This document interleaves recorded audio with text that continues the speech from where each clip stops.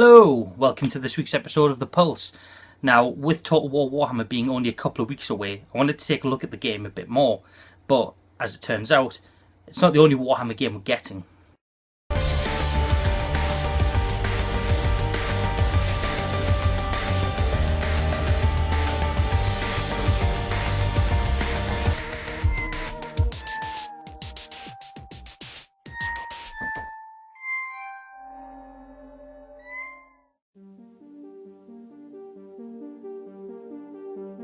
Okay, first of all, I'm a massive fan of Warhammer and Warhammer 40,000.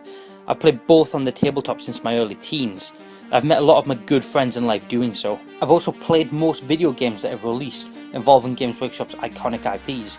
Hell, I've even worked for Games Workshop on 2 separate occasions. What of this one, Brother Sergeant? No witnesses.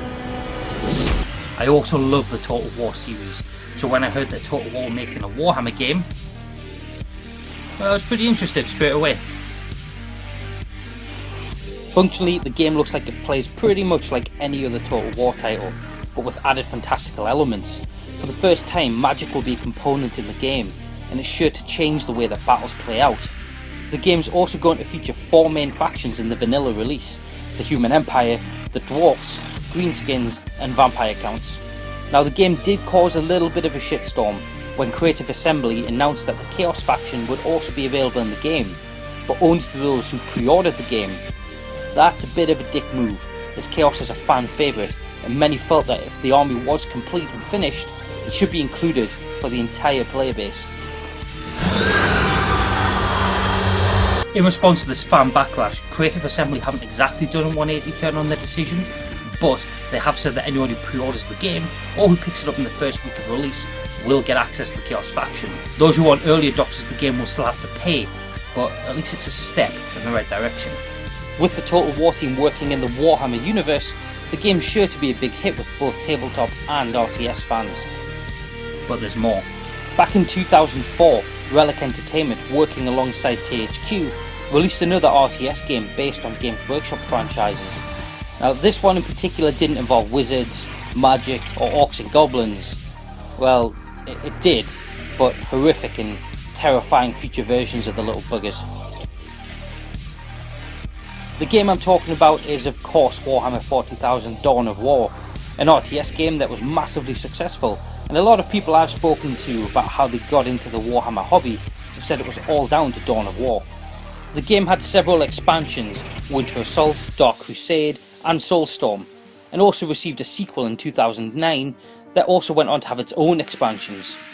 Now, a few years on from that, in 2016, we have a new entry in the Dawn of War series, with Dawn of War 3 having been officially revealed. So far, there's only a teaser trailer to go on, but it does show some vital information. For example, we know that the races in the game are going to be the Imperial Space Marines, the Eldar, and the Orcs. We also know that there's going to be knights in the game, huge war machines that, in tabletop terms at least, are at the top of the murder food chain. So we have 2 new RTS games set in the Warhammer and Warhammer 40,000 universes coming out. Now, it's going to appeal to sci-fi and fantasy fans, but also fans of the tabletop game. But there's also more in store from Games Workshop's clever licensing of their franchises. Although it doesn't strictly carry the name, Space Hulk Deathwing is a first-person shooter set in the Warhammer 40,000 universe. In development by Streamon Studios, the game pits a squad of Space Marines against hordes of Tyranids, kinda like Xenomorphs or Zerg from StarCraft, but, you know, different. Few details are publicly available about the game at the moment, apart from the 2 trailers that show what looks like Left 4 Dead played in the 41st millennium. I have fond memories of playing Valve's Left 4 Dead for hours, with friends and strangers, working together under immense pressure against just fucking hordes of zombies, as a teammate goes down thanks to being overwhelmed, wandering off, or being picked off by one of those annoyingest balls special infected. Grab and peel. Shields here! The tension and excitement in those games is great, so if I can get even a little bit of that in a game where I get to stomp around as a space marine, punching aliens to death while my friends mow them down in a hail of bullets, then I'm definitely on board. So we have a host of new Warhammer titles coming our way, and what I've seen of each of them looks great so far.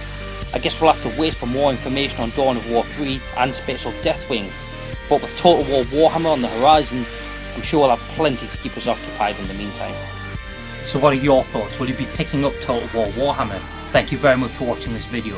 Please like, share and subscribe for more in the future. I'll see all of you again soon. Take care.